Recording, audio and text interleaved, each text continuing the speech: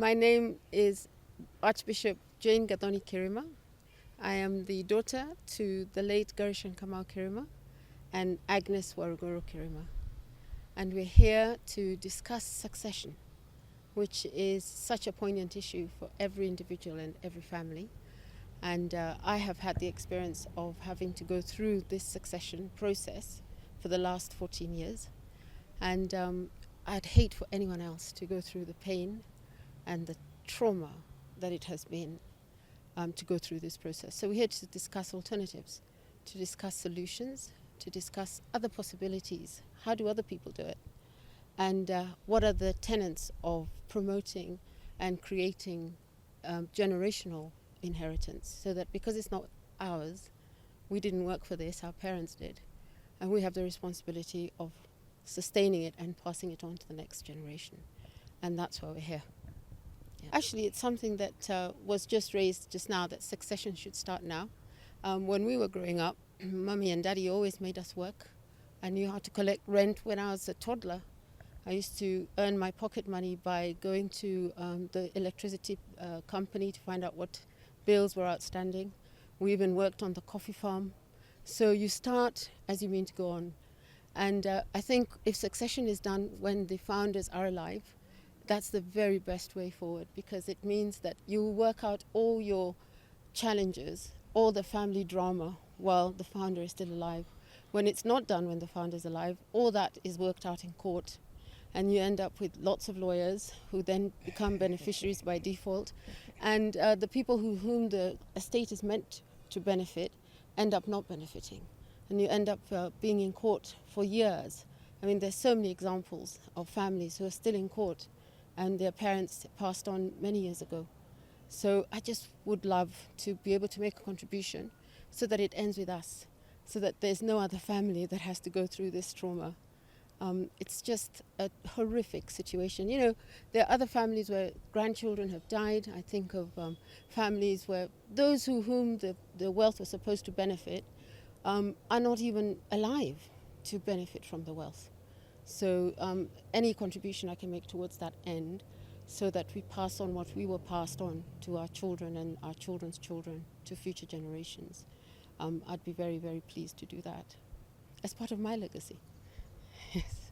Thank you. So I think there are two issues from what I've learned in my experience with these family succession matters when they end up in court. Obviously, the ideal situation is to do succession planning while the founders of the family businesses are still alive, but that doesn't always happen. In fact, invariably these matters end up in court, and unfortunately, because we Africans, we don't like to write wills. I think many of us think it is a bad omen.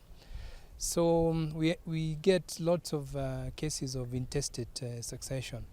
Unfortunately, from the way I see it, I don't think the law that deals with succession matters is called the Law of Succession Act. And I don't think that law was designed to facilitate succession planning, particularly in large estates, for two reasons. Number one, you see, the law envisages that so how it works is the law gives authority to two or so individuals, usually two individuals from the family, to administer the estate and then distribute it. This is a process that is called the administration of the estate.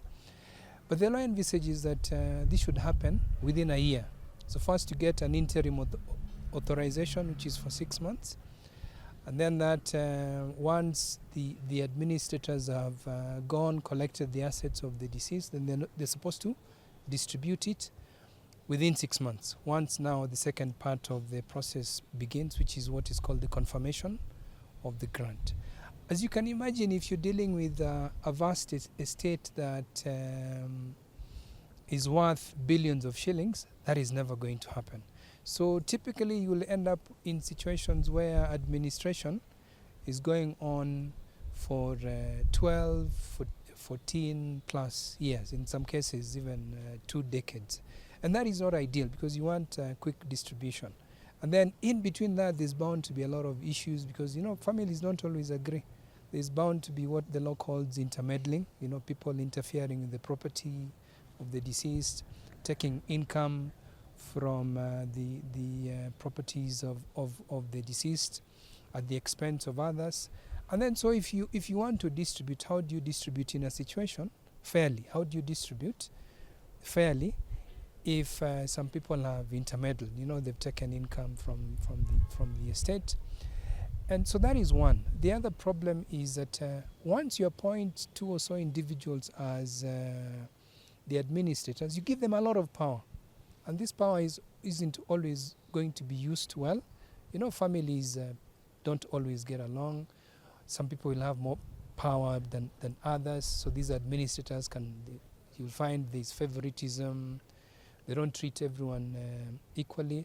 So how do you deal with that? I don't think the law was designed to deal with that as well.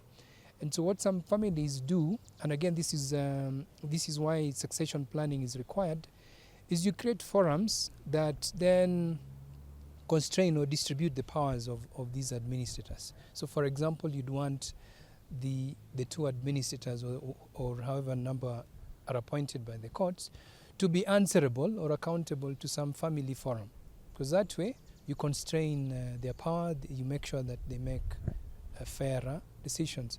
And so from these experiences, we thought that, and which is what we're sharing in this forum today, a guide, and we call it a guide on investment and distribution of properties in succession matters. It's basically just calling for a situation in which, rather than saying let's distribute the various properties of a person who's deceased, because that is going to be very difficult, and that's going to be difficult because no 2 properties are ever alike. It's location, it is the duration of the term of the property. One is a leasehold, one is a freehold. How do you distribute fairly? And then in most cases you'll find some beneficiaries have intermeddled, so it becomes very, very difficult to distribute. And so we're saying that the fairest mean then is to distribute income. But if you can't distribute income unless the properties of the deceased are managed as one estate. And so I think moving forward, we need to think in this country of amending that law and figuring out how do we ensure better succession, fairer succession, particularly in these large estates, by distribution of income. How do you create mechanisms for the management of the assets of a deceased person so that everyone is treated fairly? Everyone in the I'm talking about the members of the family of a deceased person. Yeah, so that is why we've been here today. I'm grateful to participate in this discourse about family businesses, because law is not self-implementing. Law requires other people to implement it. And so the people who implement the law might not have the sensitivities attached to various properties or that have been acquired by families. Some of these properties have been acquired through sacrifice. Maybe people started families when they had nothing, and they were, by God's grace, they have been blessed and the property has grown. Now, it is not fair to mismanage it at a point when the founders have left. The challenge we are having is that there is a disconnection between the founders of these family businesses and the generation that they have to hand over the properties to. And the law was created around 1979 following the demise of, I think it was called Omolo. He was coming from Kisumu. He died in that state and he had another family which did not disclose. So it became very difficult until the Succession Act was amended, because literally the law that was existing disinherited. So that's why Section 26 and 29 of the Succession Act were amended to recognize that dependents can include all other children of the founders of the properties. So what we have to look at first is what is the underpinning philosophy of the law. What did the law come to resolve? What was the mistake? Now the mistake here is that they want to preserve family property. But you look at the effect we are having is contrary. When the founders exceed, the cartels take over. They come in all sorts of manifestation. So this was never the intention of the law. So the purpose of this book, this guideline, is just to provide a simplified one document where you can it's a quick reference, where you can quickly refer on what you can do about family business, about family properties, and then quickly you can see the legal remedies that are provided in the guidelines.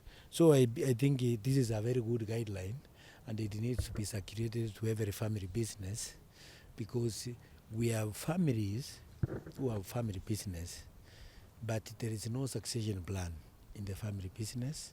Number two, there is no proper training for the children, as the Bishop has already alluded to. There is no proper training by most of the children to have the skills sufficient to run the family businesses after the founders exit.